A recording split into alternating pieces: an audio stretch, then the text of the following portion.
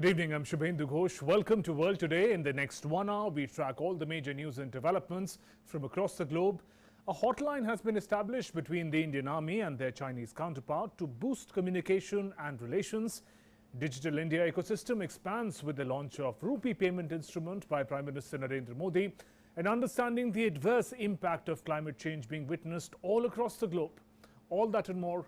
First, the top stories.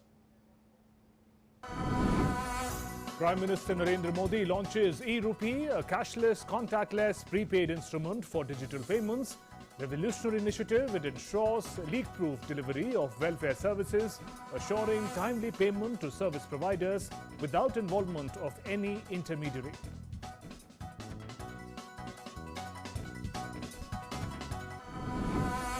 World battles extreme weather. Climate change threatens to make matters worse. From the US to Turkey, vagaries of weather are leaving people stunned and speechless in ways more than one.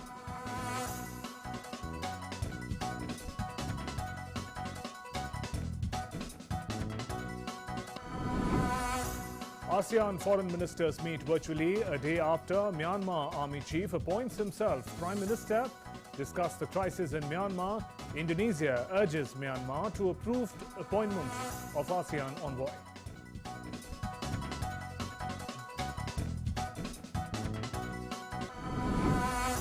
World continues to battle COVID-19 pandemic. So far, over 19 crore 90 lakh 97,000 cases reported, while recovery stand at over 17 crore 97 lakhs.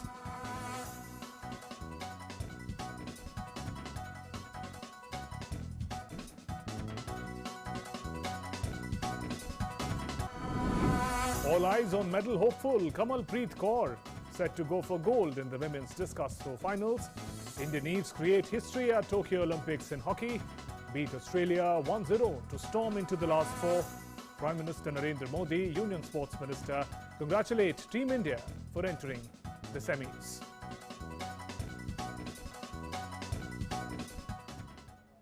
Let's now look at the big news of the day.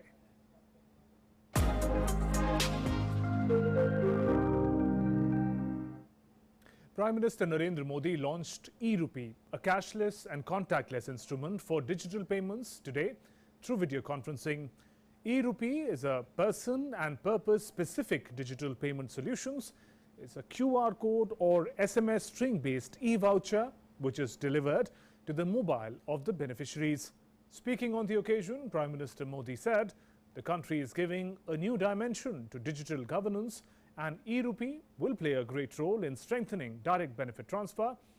He said e-RUPI voucher will help everyone in targeted, transparent and leakage-free delivery.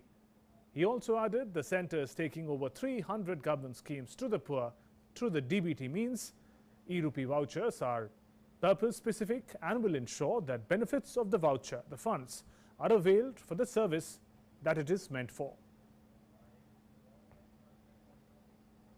आज देश digital governance को एक नया आयाम दे रहा है। ई-RUPI voucher देश में डिजिटल ट्रांजैक्शन को, डीबीटी को और प्रभावी बनाने में बहुत बड़ी भूमिका निभाने वाला है। इससे टारगेटेड, ट्रांसपेरेंट और लीकेज फ्री डिलीवरी में सभी को बड़ी मदद मिलेगी। 21वीं सदी का भारत आज कैसे आधुनिक टेक्नोलॉजी की मदद से आगे बढ़ रहा है, टेक्नोलॉजी को लोगों के जीवन में जोड़ रहा है, ई-RUPI उसका भी एक प्रतीक है। And on to our next big story of the day. The world is battling extreme weather. Climate change threatens to make matters worse. From United States to Turkey, the vagaries of weather are leaving people stunned and speechless in ways more than one. Here's more. The world has been bearing the brunt of climate change for quite some time, with various countries witnessing adverse weather events. Wildfire has been raging in the United States since the past several days now. Fire crews struggled to stop the spread of Dixie Fire, the largest active wildfire in California. The U.S. Forest Service performed a prescribed burn using incendiary balls dropped from a helicopter in Meadow Valley as a way to control the progress of the Dixie Fire, now at nearly 250,000 acres. According to the California Department of Forestry and Fire Protection, it's the third week, and the Dixie Fire has burned 244,388 acres in an area north of Sacramento. It was 30% contained as of Saturday night. Added to wildfire woes, the United States continues to battle extreme heat wave conditions in the Pacific Northwest region. Parts of several states in the U.S. Midwest have been under excessive heat warnings for several days, with temperatures rising and heat indices over 100 degrees Fahrenheit. Moving to Turkey, wildfires rage further with plumes of orange smoke filling the skyline of Turkey's popular holiday resort area of Bodrum. Thousands of firefighters continue to battle the blaze still raging on the Mediterranean Aegean coasts. About 8 people have died and dozens have been injured. An investigation has been launched to determine if some of the fires were a result of arson. Over 70 wildfires have been reported since Wednesday across Turkey. Scorching heat and strong winds have fanned the fires in different regions as 4,000 firefighters battled the blazes, aided by helicopters and planes, local media have reported. Most of the blazes have been brought under control. Around 100 firefighters and over 80 civilians were injured, mostly from smoke inhalation. Many residential areas, villages and tourism facilities have been destroyed due to the fires, which has caused many farms and wild animals to perish. Meanwhile, in southern Italy, hundreds of firefighting operations are ongoing across southern Italy as forest fires continued to ravage the region amid sweltering heat. On the Italian island of Sicily, firemen are battling for the third straight day. Wildfires have reached the town of Catania, forcing people to leave their homes and the local airport to temporarily shut down. More than 800 firefighters are battling blazes across the island on Sunday as temperatures reportedly topped 40 Celsius in some parts. In the United States, flash flooding in southwestern Utah left parts of one city soaked in flood waters. Areas of Cedar City were underwater after heavy rains doused Iron County. In one part of the city, water flowed out of a manhole and residents scrambled to build a wall of sandbags. According to local media, nearly 2.25 inches of rain fell in an hour on Sunday in Cedar City.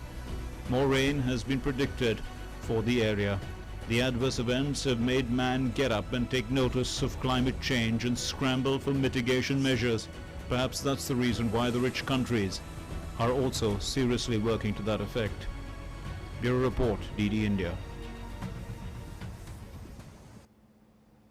And to talk about the extreme climate change phenomena that we're witnessing all around us, a very special expert is joining us in the program for a conversation. Dr. Vivek Saxena, Country Representative, International Union for Conservation of Nature. Good evening, Dr. Saxena. In the story that we presented, we take a look at the manner in which no part of the world appears untouched with extreme weather conditions. Somewhere we are witnessing flash floods, forest fires, extremely hot conditions at places where usually pleasant climate prevailed earlier. Are we witnessing the worst of climate change impact here and now? Yeah, good evening, and very rightly just now you have captured the challenges which the entire globe is facing because of the climate change. As we know that the climate change is real, and this climate change effects have roots in anthropogenic causes. That means because of our actions only. And now as a global community, everyone has to take action at appropriate level, at the global level, regional level, and local level to meet up the various challenges so that the adverse impact of the climate change can be mitigated. At the same time, adaptation measures have to be ensured. And entire world, somewhere we are witnessing unprecedented wildfires, the increase in the frequency of the extreme weather events, as we are witnessing that in Canada, the temperatures which we can't imagine to what extent it can go up to around 50 degrees and like that. So similarly, the rising sea coast. So that's why at the global level also, everyone is realizing, but the realization itself is not enough. We have to have inclusive action. That means the countries who have resources and technology, they have to support each and every part of the world to take appropriate action at the local level so to meet these challenges. Right. Dr. Saxena, also perhaps even worse than the visuals that we're witnessing on our screens about deadly forest fires, flash floods happening all across the world, is a sense that whether these are now going to become a permanent feature of the weather of our world. Is there any possibility of going back? How far we've come? If you could put in context in terms of climate change responsibility, where has the world reached at the moment? We've been warned about it for a long time. Now we're witnessing it. At what stage do we stand at the moment? Actually, if you see that globally also we have set up a target that the global temperature, we have to contain it not beyond 2 degrees centigrade by 2100. And at the same time, if we want, we should try to bring it up to 1.5 degree centigrade. But the anthropogenic emissions, the carbon emissions, they have already reached to such a level that because of that at the global level, these type of weather changes we are witnessing. And as you have told that how to go it back, the only options are left that we should have measures through sustainable consumption, through ensuring adoption of such type of technology so that the emissions are reduced, so that these carbon emissions, they are reduced. At the same time, we also have to integrate the nature-based solutions into our actions, like for the forests, if they are being degraded, how to ensure the restoration. Globally also, there have been talks about the global commitments in the terms of the Bonn Challenge, where globally it has been envisaged that 150 million hectares of landscape restoration will be done by 2020 and 350 million hectares by 350. So various type of targets are being set up. Similarly, the species conservation is very, very important because of the climate change. Also, the quality of the forest and the species composition of the forest, that is also getting disturbed. And that itself, you see in totality, that regulates the climate also. Our groundwater tables, they are depleting. The water recharge, that is also being affected.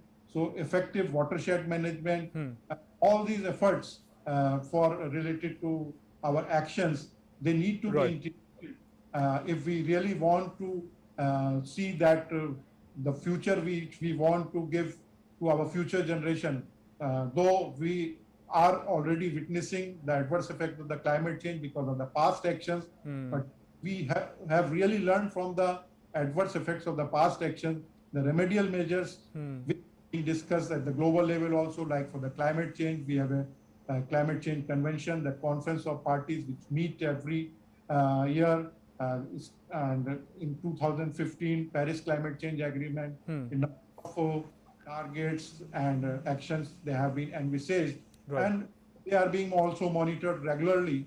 So the real solution lies in the seriousness of implementing those commitments and targets by each and every party to the convention, and that will only help us to address all these challenges. Right, so we'll just come to the point about how the international community, how responsibly has it been able to tackle the climate challenge. But you mentioned the point about the manner in which species across the world are getting affected by climate change. Now, any solution to climate change crisis would depend upon an objective assessment of the damage that the climate change phenomena is doing to the world around us. Does your organization, sir, look into an assessment of, in terms of lives, livelihood, biodiversity? How is climate change really affecting and changing the world around us? Yeah, regarding assessment, as you may be knowing that IUCN most, you can say, brand value is the red listing of the species. Yes. And red listing of the species, which categorizes various species into vulnerable, endangered, and other these type of 8 or 9 categories. Which is based on the species assessment, their population, the trend over the period of the timeline. And because based on this, various categorization is done. And once the species is categorized into a particular category, that means if it is vulnerable or endangered, triggers the conservation action. So we have to, as a human being, ensure that each and every species has a very important role in the ecosystem, and our action should be such that we don't have a species loss. At the same time, through our development actions, we have occupied the space of various other space and habitat of other important species. Right. And somehow this type of forest destruction or degradation or land degradation, that always will have some sort of a potential threat. And sir, could you explain that with an example? Because, you know, layperson has witnessed fires burning in Brazil, rainforests for the longest time, which were renowned for their biodiversity, completely wiped out. If you could help us understand with examples of animal species or plant species that are getting endangered as we speak. Yeah, you see that if you say that great Indian bustard, that is very important species, like vultures, which were used to be natural scavengers. Now there is a big decline in the population of the vultures, and vulture conservation efforts are being taken up. So similarly, another that very important Himalayan species, that cordyceps, that has also been categorized, and special initiatives need to be done for conservation of these species. Similarly, because globally under the IUCN system, more than 120,000 species they have been assessed, and this robust system describes that which species is under which category. Right. And based on that, various actions need to be ensured for conservation of these species, and that will only ensure the sustainability of the ecosystem services. If the ecosystem services are sustainable, then certainly it will help in tackling the climate change as well as the biodiversity conservation. Right, and talking about the international efforts, Paris Climate Summit was seen as a high point of, global consciousness about waking up to the challenge of climate change and doing something about it. But from then, over the years, we've seen first world countries perhaps not standing up to their commitments. Many, in fact, withdrew. Countries like the US, then again, they commit to join it. This sort of a flux that happens right at the top of the global order, what kind of implications does it have for our common climate change initiative then? Certainly the common climate change initiative, it needs support of each and every country, yes. And especially the country like US, from where we have a large expectation in terms of the support for the finance as well as technology. And now it is a good sign that they have rejoined, and we expect that in the next this climate change convention, which will be held in Glasgow, certainly it will be an important event. And based on the Paris Climate Change Agreement milestones, some of those milestones are nationally determined contributions, national adaptation plans, and other sort of commitments and actions, they will be reviewed. And it will to what extent we are moving and what are the gaps and which need to be addressed. And a special challenge lies in terms of the financing for the climate actions, and especially for the poor and underdeveloped and developing countries. And this flow of finance and technology transfer through the global community, that needs to be ensured. So only then, because the most people who are mostly affected by the climate change, they are the poorest of the poor countries. The poor people, they have to face more burnt of the climate change, these extreme adverse events. Right. Sir, while no country in the world is untouched by climate change phenomena, India is no exception, but the manner in which India has committed itself to the promises that it had made in the Paris Climate Pact, whether it is in terms of emissions, whether it's commitment to renewable energy, International Solar Alliance, where India plays a pivotal leadership role. How do you assess the steps that India has taken towards taking forward its own climate responsibility for the world? India has really taken a very good initiatives, especially the setting up of International Solar Alliance. Its secretariat is based in India only, and Honorable Prime Minister's initiative of setting of International Solar Alliance. Similarly, you see that number of good initiatives like the Bond Challenge commitment during Paris Climate Change Agreement, where India had committed 13 million hectares to be brought under landscape restoration by 2020 and additional 8 million hectares by 2030. And during the UNCCD, that United Nations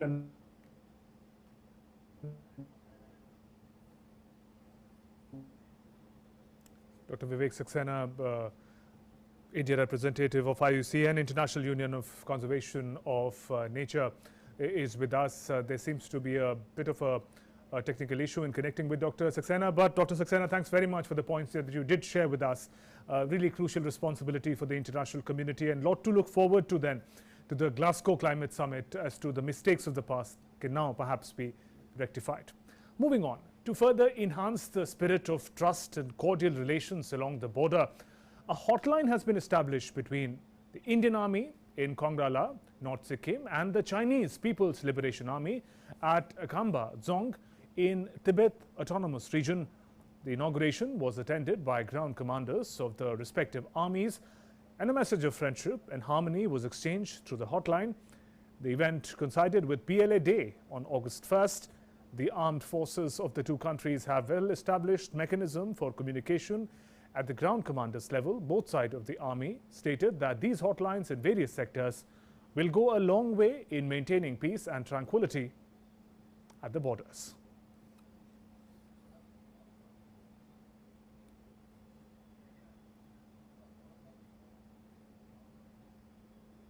And India assumed the presidency of the United Nations Security Council for the month of August yesterday. Indian ambassador to the UN, T.S. Tirumurti, said that India is very happy over the development and said that this stint gives us an opportunity to play an important role yet again in shaping some of the important challenges on the international peace and security front. India is very happy to take over as president of the Security Council for this month. It is a privilege for me and my team in the permanent mission of India in New York, as indeed it is for all of us in India.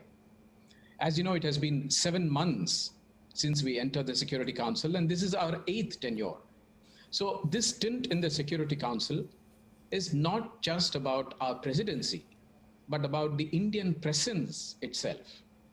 As I've said a few times and a few occasions earlier, this stint gives us an opportunity to play an important role yet again in shaping some of the important challenges facing international peace and security. We have also provided the much needed focus and balance so far in the Security Council. And the ambassador also specifically mentioned 3 areas which are on India's priority list for the month of August, including maritime security, peacekeeping, and counterterrorism. India is very happy to take over as president of the Security Council for this month. It is a privilege for me and my team in the permanent mission of India in New York, as indeed it is for all of us in India. As you know, it has been 7 months since we entered the Security Council, and this is our 8th tenure. So this stint in the Security Council is not just about our presidency, but about the Indian presence itself. As I've said a few times and a few occasions earlier, this stint gives us an opportunity to play an important role yet again in shaping some of the important challenges facing international peace and security. We have also provided the much needed focus and balance so far in the Security Council. And during COVID times, conflicts have only increased, putting considerable pressure on United Nations peacekeepers and resources. Tirumurti said that in such a condition, India's priority at the UN, particularly in UNSC, has very clear focus on issues which are directly relevant to the international community. There are 3 major areas which we will focus on in August: maritime security, peacekeeping, and counterterrorism. And we will focus on these 3 themes through 3 signature events during our presidency. And as you have rightly pointed out, I think maritime security discussion is a first. And maritime security has always received a very high priority in our foreign policy. And foreign ministers of Association of Southeast Asian Nations, ASEAN, held a virtual meeting a day after Myanmar Army Chief appointed himself as Prime Minister. ASEAN ministers are under pressure to appoint a special envoy to Myanmar this week after months of negotiations failed to find any consensus candidate. In a meet, Indonesia's Foreign Minister Retno Marsudi urged Myanmar to approve the appointment of an ASEAN special envoy to the country. The search for a special envoy began in April when ASEAN leaders produced a 5-point consensus to tackle the turmoil in Myanmar. The meet follows announcement of Chief of the Myanmar Military Senior General Min Aung Hlaing as the Prime Minister. On Sunday, Myanmar's military leader repeated his pledge to hold fresh elections in about a couple of years and cooperate with ASEAN on finding a political solution. In the meantime, more than 900 people have been killed by Myanmar authorities since the February military takeover.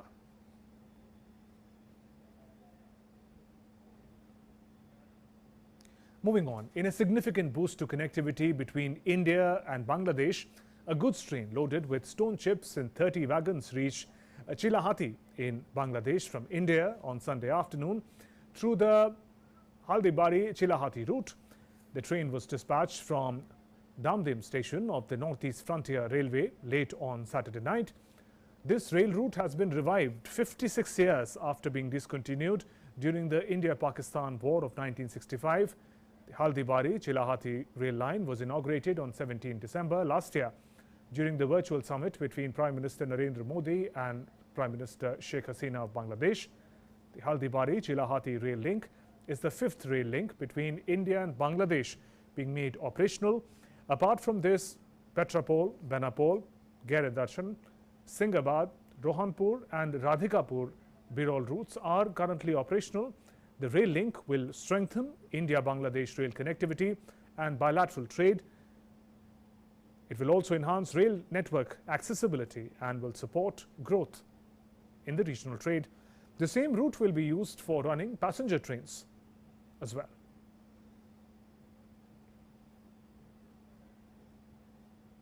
And Rajesh Jha is joining us from Dhaka with more updates on this revival of connectivity links.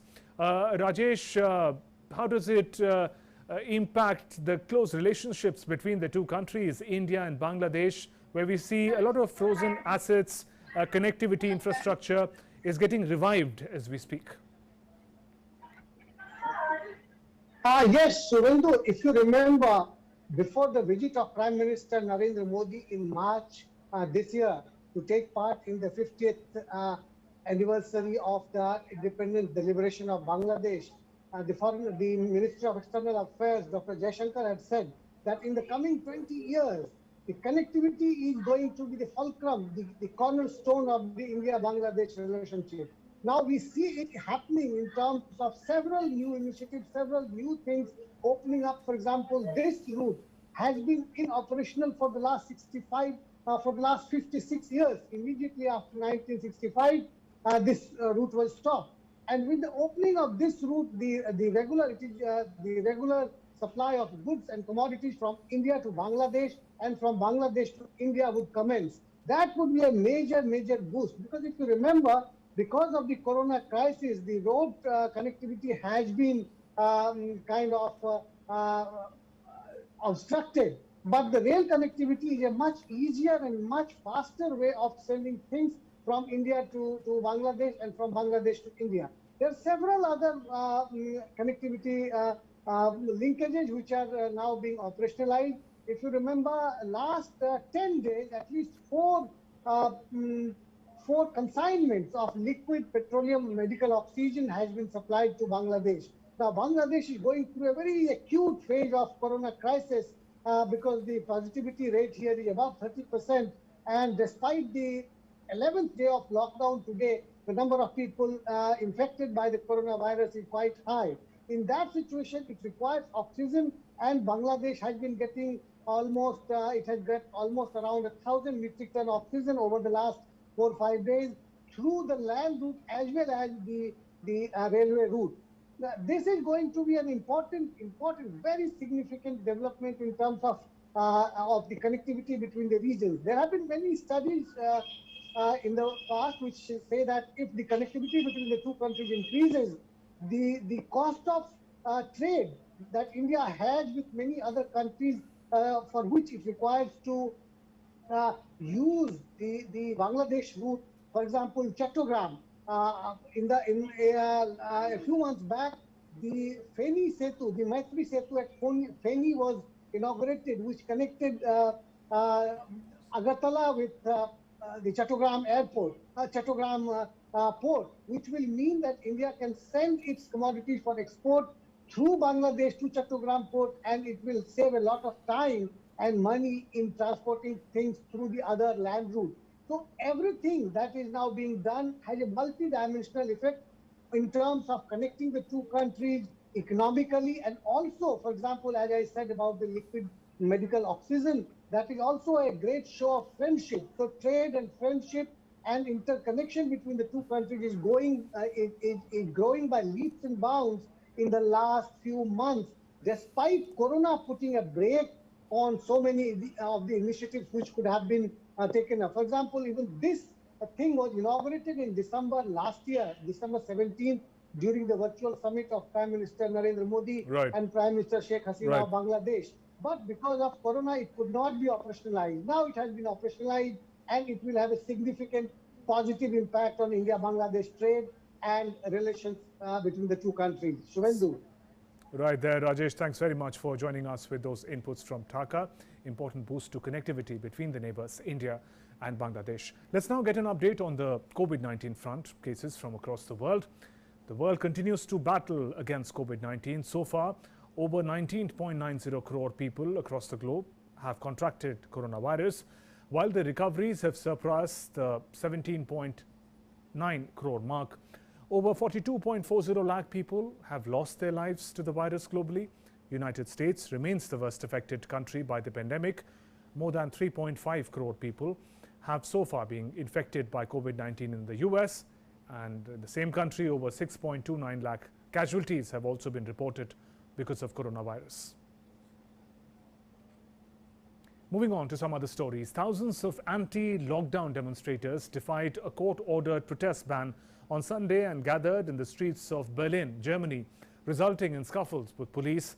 Police said some protesters had harassed and attacked officers and ignored roadblocks, disrupting traffic in parts of the German capital. Police spokesman said some 5,000 protesters had turned out. More than 600 have been detained as of now.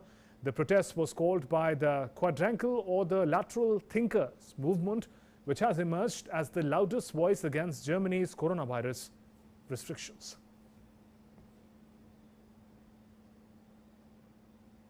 Meanwhile, German police conducted spot checks for tests on Sunday.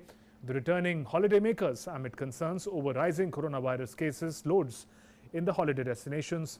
Germany will now require all unvaccinated travelers to present a negative COVID-19 test result. Previously, only airline passengers were required to produce a negative test if they were not vaccinated and had not recovered from COVID-19 in the previous 6 months. People entering by road, rail or sea were not required to do so. Children under the age of 12 are exempt from new testing requirement. In Germany, cases have been rising since early July. After more than 2 months of steady decline, Germany has reported a daily increase of over 1,500 new cases and 1 casualty, taking the toll of total cases to 37,78,276. Germany got off to a slow start, but then picked up the pace as far as the vaccination program is concerned. More than half the population has now received 2 shots of vaccination. And meanwhile, Pfizer Inc. and Moderna Inc. have raised the prices of the COVID-19 vaccine in the latest European Union supply contracts. The new price for Pfizer shot was $23.15 against 15.50 euros previously. The price of Moderna vaccine is $25.5 a dose, up from 19 euros in the first procurement deal, but lower than the previously agreed $28.50 because the order had grown. The price of Moderna vaccine was $25.5 a dose. The contract show up from 19 euros in the first procurement deal, but the lower than previously agreed $28.5 as the order had grown. United Kingdom has allowed fully vaccinated travelers from European Union, United States to arrive without needing to quarantine from today. The UK government has said the change, which was announced last week, will help reunite families and friends whose loved ones live abroad. Airlines have welcomed the move. They've said more countries to be added to UK's green travel list. Travellers, however, still need to take either a lateral flow or a PCR test pre-departure and a PCR test on the second day after they arrive at the destination. Meanwhile, travellers under the age of 18 are exempted from isolation, and some will not have to test depending on their age. As part of the changes, international cruise ships will be able to depart from England from today after a 16-month pause due to the pandemic.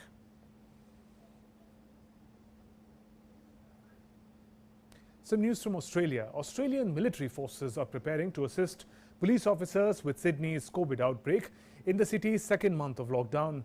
Australian officials today extended a snap 3-day lockdown in the city of Brisbane, Sydney and some neighbouring regions, while hundreds of army personnel began patrolling Sydney to help enforce COVID lockdown rules. Sydney, Australia's largest city, is into its 6th week of lockdown as it struggles with spike in infections that added nearly 3,500 cases since the first one was detected in a limousine driver who transported overseas airline crew.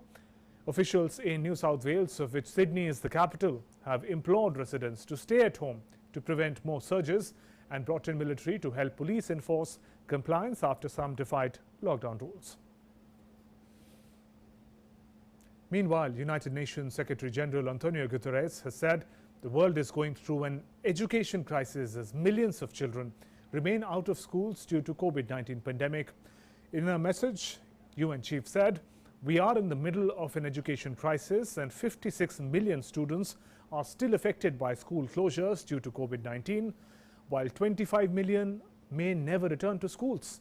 He has noted that an effective pandemic recovery requires investment in teachers, digital learning and systems fit for the future.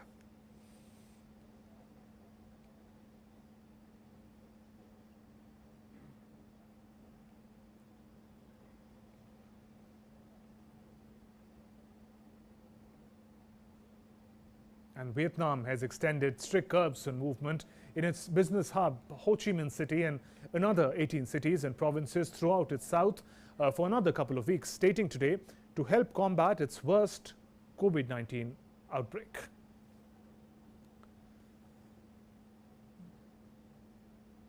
Some update from Japan. Japanese Chief Cabinet Secretary Katsunobu Kato on Monday said there is insufficient data to mix COVID-19 vaccination. Newly reported COVID cases in Olympic host city came in at on Sunday. As the updates came, there were concerns about the impact of mixing of vaccines.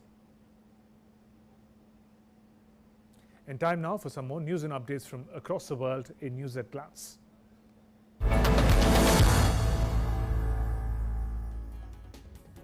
Vietnam has extended strict curbs on movement in its business hub Ho Chi Minh City and another 18 cities and provinces throughout the south for another 2 weeks to help combat its worst COVID-19 outbreak. After successfully containing the virus for much of the pandemic, Vietnam is facing a rapid spread of infections that has led to movement restrictions in around 1/3 of the country. Malaysia's opposition lawmakers tried to march on the country's parliament building on Monday to demand the resignation of Prime Minister Muhyiddin Yassin after the Premier deferred a parliamentary sitting amidst political turmoil. Muhyiddin cited the detection of COVID-19 infections for postponing the final parliamentary session scheduled for Monday, but the opposition called it a politically motivated move to block any challenges to his leadership. US senators have finalized details of a sweeping $1 trillion plan to invest in roads, bridges, ports, high-speed internet and other infrastructure, with some predicting the chamber would pass the bipartisan legislation this week. The massive infrastructure package is a top legislative priority of Democratic President Joe Biden and would represent the largest investment in US infrastructure in decades. Mexicans voted on Sunday whether to investigate 5 of the country's former leaders in a referendum championed by President Andrés Manuel López Obrador, amid criticism that the move is a political stunt and turnout could be low. Lopez Obrador has cast past administrations as deeply corrupt and made combating graft his top priority. But critics say he hopes to use the consultation to energize his base, and that is unlikely to muster enough votes to be valid. World Today Desk, DD India. On to some sporting action now. Indian women's hockey team added another win to the dream run that has seen the side reach the semi-final stage for the very first time. The women in blue qualified for the semi-finals of the Olympics for the first time after defeating Australia 1-0. Gurjeet Kaur proved to be India's heroine as she scored her maiden Olympic goal. More action in this report.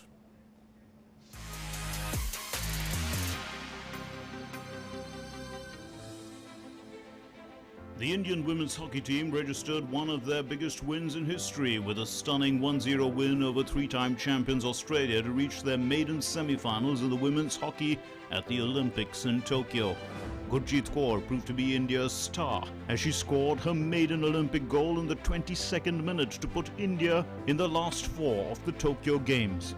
Gurjeet scored through a penalty corner, a first for India in the Olympics.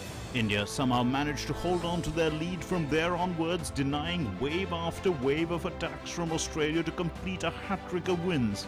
India managed to save a whopping 8 penalty corners, while converting only one that they got in the match, to register one of the most famous wins in Olympic history. This is India's third win in this Olympic campaign, after Ireland 1-0 and South Africa 4-3. This is India's biggest win in women's hockey, as the team is playing in the Olympics only for the third time, and it struggled to the knockout rounds, finishing fourth in Pool B.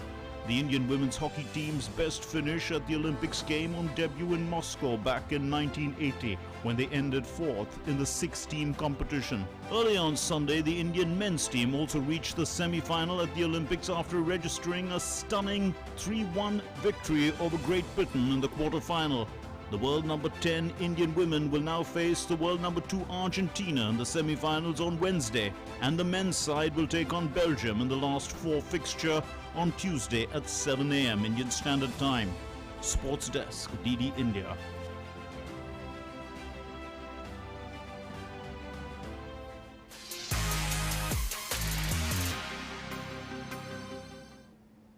And Prime Minister Narendra Modi has congratulated the nation on achievements on all fronts.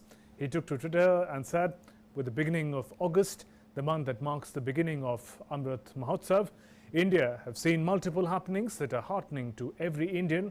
There has been record vaccination. High GST numbers also signal robust economic activity. Prime Minister also lauded Sindhu's winning well-deserved medals and the historic efforts by the men's and women's hockey teams at the Olympics. He also expressed optimism that 130 crore Indians will continue to work hard to ensure that India reaches new heights.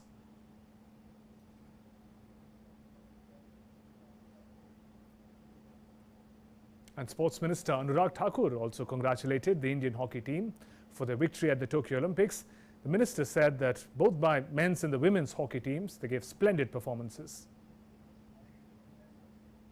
Hockey के हमारे दोनों ही teams ने जो शानदार प्रदर्शन किया है उसके लिए बहुत बहुत बधाई, शुभकामनाएं, और अगले आने वाले बहुत महत्वपूर्ण मैचेस के लिए भी 135 करोड़ भारतीय की ओर से बहुत बहुत शुभकामनाएं।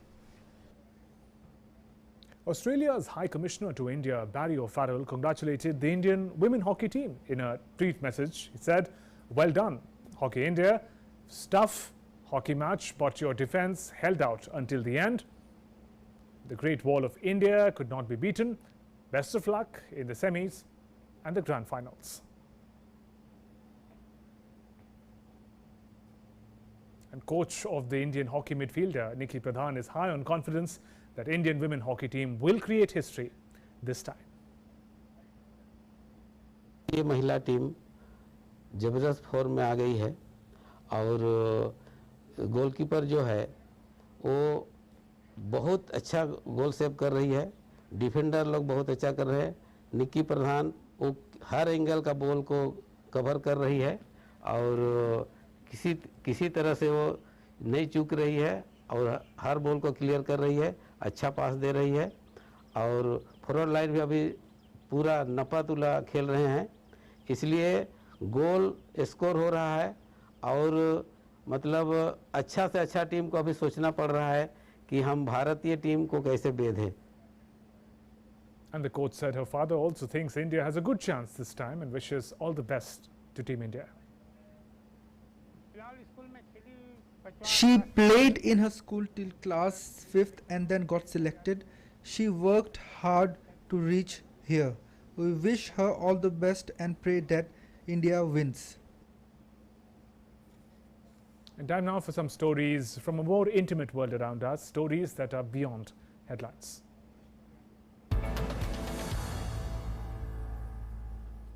Nearly 100 animals rescued from the black market in Colombia found a new home in a remote natural reserve.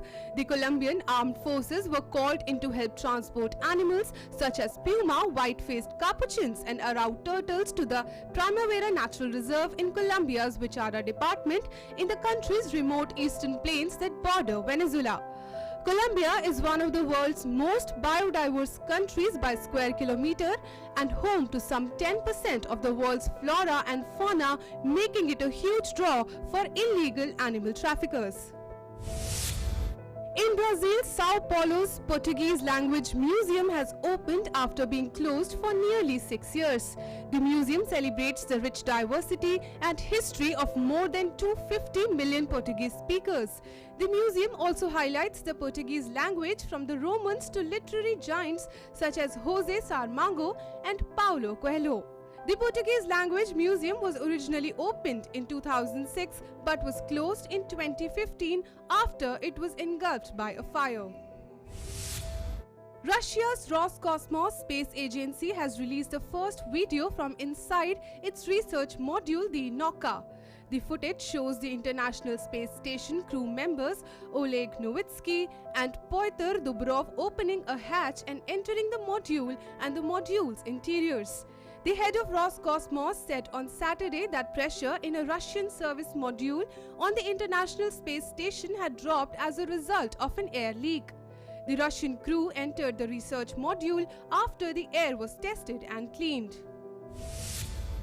2 Sumatran tigers at an Indonesian zoo recovering from COVID-19 were let out of isolation cages and shown to the media on Sunday.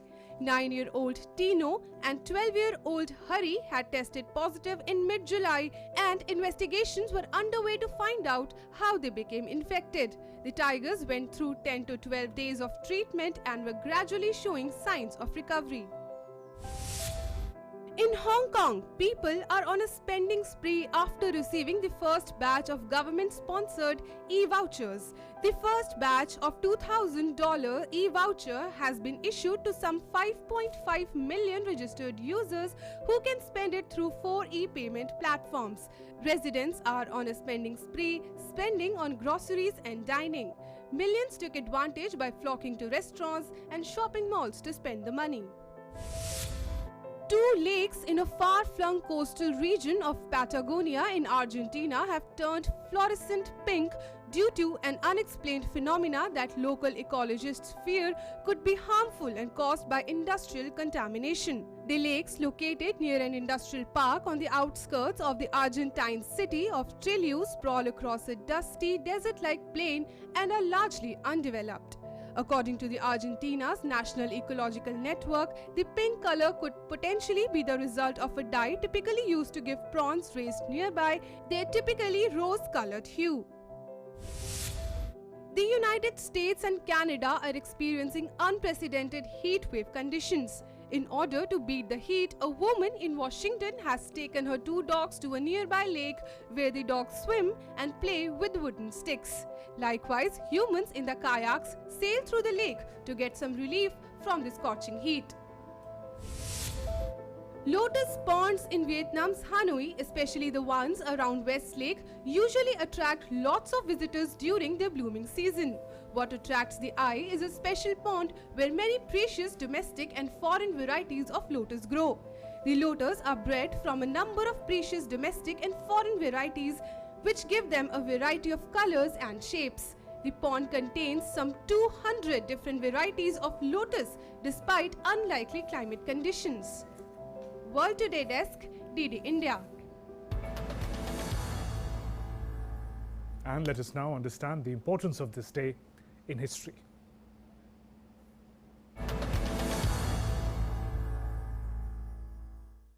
On August 2, 1923, US President Warren Harding passed away in San Francisco on his return from a trip to Alaska.